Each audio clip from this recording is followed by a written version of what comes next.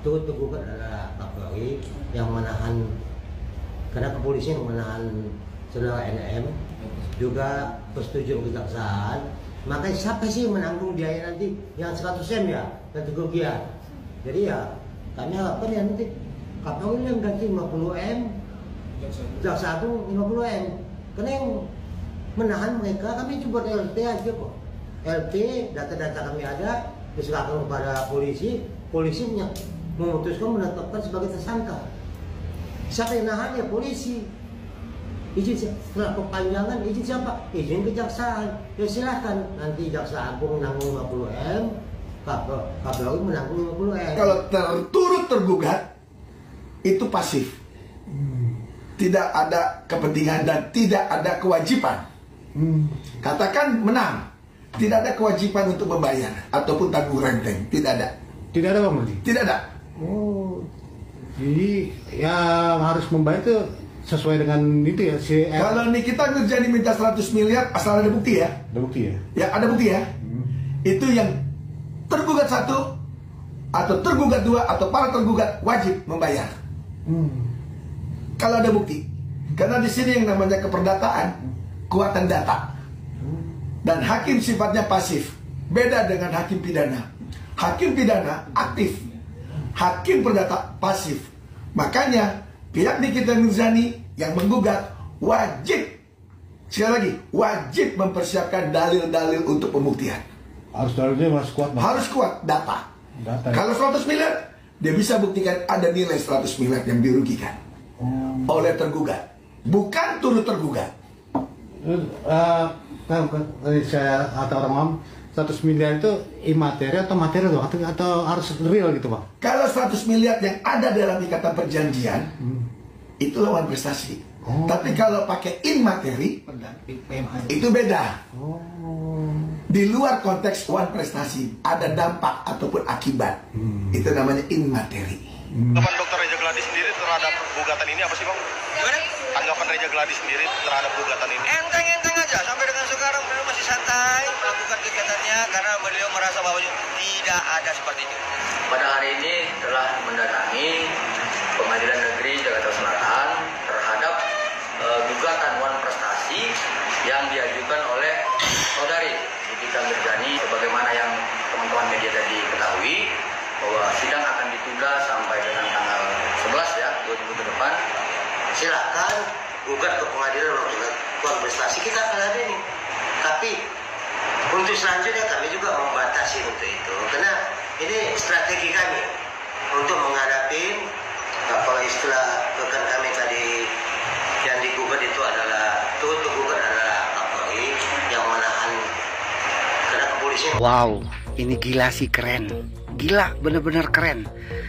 Pengacara dari Dr. Reja Gladys ini menyurati Kapolri untuk dibuatkannya atau dilakukannya gelar perkara khusus terhadap laporan polisi yang dibuat oleh kliennya, yaitu Dr. Reja Gladys. Di dalam gelar perkara khusus itu, hal-hal yang ingin ditanyakan oleh pihak tim kuasa hukum ini akan mempertanyakan kepada penyidik kira-kira apa kendala yang mereka alami, mengapa hingga saat ini DRO dan DRS masih belum dilakukan pemanggilan untuk diperiksa. Dan bahkan tak hanya itu, pengacara Dr. Reja Gladys ini juga meminta untuk dibukakannya hasil uji lab forensik terhadap HP yang disita, yaitu HP dari si DRO, HP dari si DRS, HP dari si DNM, dan HP dari si IM. Karena pengacara dari Dr. Reja Gladys ini sangat meyakini dengan besar bahwa dalam perkara ini tersangkanya itu tak hanya 2 orang, melainkan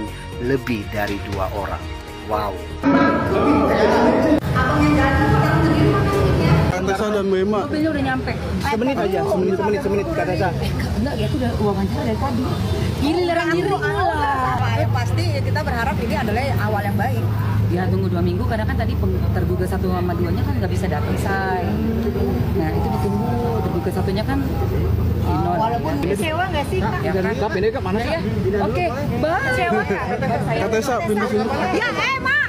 ternyata ditunda ke tanggal 11 Mei karena katanya nggak datangnya terlapor, dua-duanya nggak datang gitu. Jadi aku kaget juga, ya kita tunggu aja lah tanggal 11. Kita tunggu tanggal 11, semoga ini adalah sidang Wan Prestasi ini adalah awal yang baik buat nyangkutnya ke pidananya Nikmir, yang dimana pidananya itu ada berlapis-lapis kan pasalnya, yang sampai sekarang juga belum P21. Iya, aku sih kecewa gini, karena kan ini kan bukan dadakan, ini memang sudah pasti mereka juga sudah disuratin ya, tapi mereka mungkin lagi ada acara, lagi sibuk banget kali apa gimana, sibuk juga kali mengumpulin bukti-bukti yang masih belum P21 kan kita nggak tahu. Kapolri disini kejaksaan sama satu PT kan. Nikmir ini kan semua juga tahu seorang ibu tunggal yang mencari nafkah buat anaknya 3 hanya Nikmir.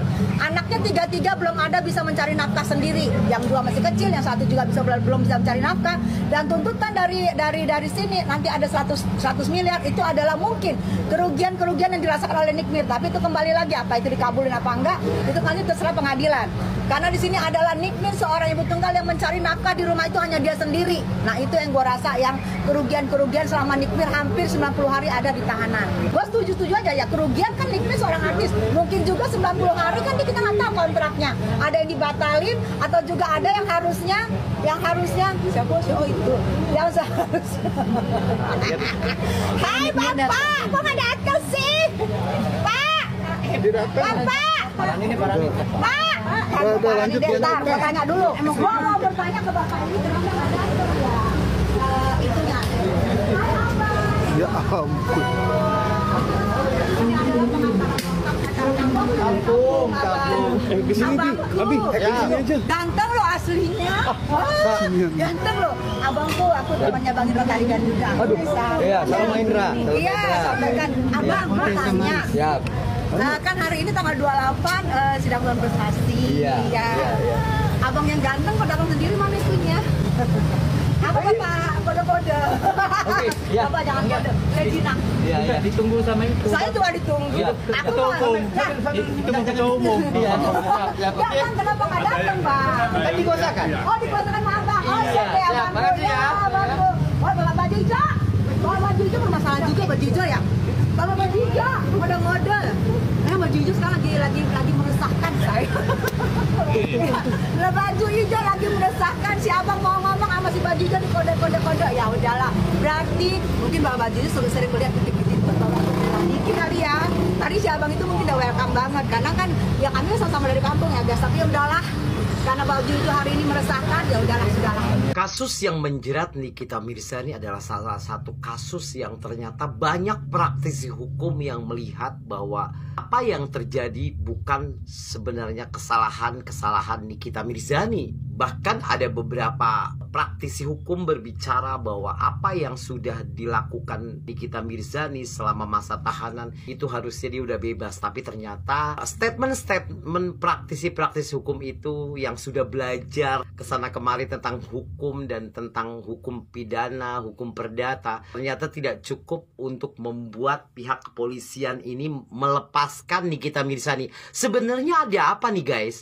Sebenarnya ada apa di balik ini? Kalau memang praktisi hukum yang memang sudah tahu seluk-beluk tentang masalah hukum yang dialami Nikita Mirzani itu adalah salah satu yang memang sudah melalui proses dan harusnya dia dibebaskan. Kenapa Nikita Mirzani masih mendekam di dalam jeruji besi nih guys? Ini adalah salah satunya dari kasus hukum yang menjerat Nikita Mirzani dianggap janggal. Praktisi hukum angkat bicara begini nih guys. Karena perbedaan pemikiran tentang praktisi hukum yang menganggap bahwa ini adalah persoalan yang memang janggal, praktisi hukum sebut kemungkinan Nikita Mirzani bebas dan Reza Gladys malah dipidana nih guys. Ada lagi nih guys, pakar hukum soroti peran Nikita Mirzani sebagai pahlawan masyarakat dalam kasus pemerasan. Beberapa pakar hukum soroti peran Nikita Mirzani sebagai pahlawan masyarakat dalam kasus pemerasan ini. Walau pada akhirnya Nikita Mirzani hanya sebagai tumbal untuk kasus yang masih bergulir. Kan ada beberapa praktisi hukum puji mereka berdua, Nikita Mirzani dan Doktif, harus lebih banyak dan bongkar mafia skincare. Tapi kenapa prosesnya terlalu panjang dan berbelit-belit? Apakah ada sesuatu di balik itu? Gimana menurut kamu teman-teman? Ayo kamu boleh komen di video saya dan kita berdiskusi. Sebenarnya apakah ada peran-peran money yang ada di belakang masalah ini? Kalian komen di video ini. Thanks for watching guys. See you on the next video. Gegabah aja sama DRL dipeluntir. Yang bilang diseret-seret. Dipeluntir, itu udah gak gegabah aja masih dipelintir. Bener-bener ngeri, licin ya. Ih, licin banget ini orang. Emang ini orang licin banget. Iya, Serem banget sebenarnya. serem ini. Dibalik ke muka kayak yang di kayak polos gitu. Itu serem banget, guys. Serem banget. Banyak orang yang sudah dia zolimi. Ya, zolim banget ini orang. Ya, dan mungkin dia itu doktif itu mimpi buruk bagi mereka. Gitu. Karena dia pun ngomong dengan sendirinya. Dia ngomong nih ya melalui temannya yang sangat doktif percaya. Dia bilang begini, saya tidak pernah menyangka. Ini DRL ngomong gini ya, saya tidak pernah menyangka akan muncul seorang doktif dalam kehidupan saya. Kaget ya dia. Dia pikir nggak akan pernah ada seorang dokter ya senior kamu yang berani bicara apa adanya, membongkar semua kezoliman kamu. Gokil sih. Jadi nggak akan bisa karena begitu banyak orang yang kamu zolimi. Bahkan sampai detik ini kamu tidak mengklarifikasi body lotion Helwa ya, yang dugaannya sudah kamu oplos menggunakan haki.